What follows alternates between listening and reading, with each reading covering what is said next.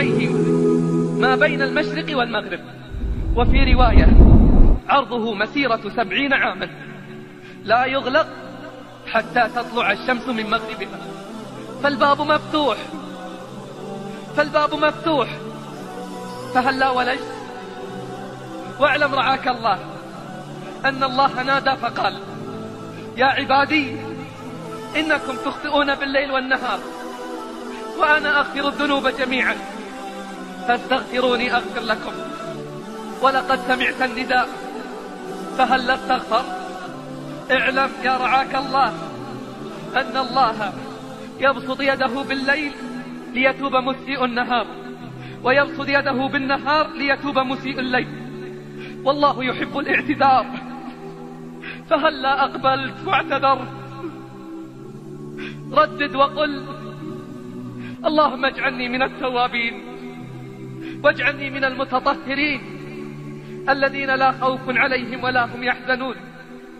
قل: أنا العبد الذي أضحى حزينا على زلاته قلقا كئيبا، أنا العبد الغريق بلج بحر أطيح لربما ألقى مجيبا، فيا أسفي على عمر تقضى ولم أكسب به إلا الذنوب، أنا المضطر أرجو منك عفوا ومن يرجو رضاك فلن يخيب.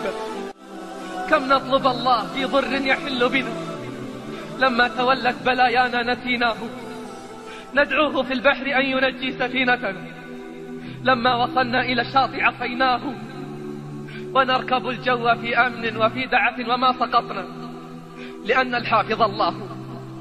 قال ابن القيم رحمه الله: إذا استغنى الناس بالناس فاستغني أنت بالله، إذا فرحوا بالدنيا فافرح أنت بالله، إذا أنسوا بأحبابهم فاجعل أنسك بالله، إذا تعرفوا إلى ملوكهم وكبرائهم وتقربوا إليهم لينالوا بهم العزة والرفعة فتعرف أنت إلى الله، تعرف أنت إلى الله وتودد إليه وانطرح بين يديه، تنل بذلك غاية العز والرفعة، كما قال الله: من كان يريد العزة فلله العزة جميعا، وقال: ولله العزة ولرسوله وللمؤمنين ولكن المنافقين لا يعلمون.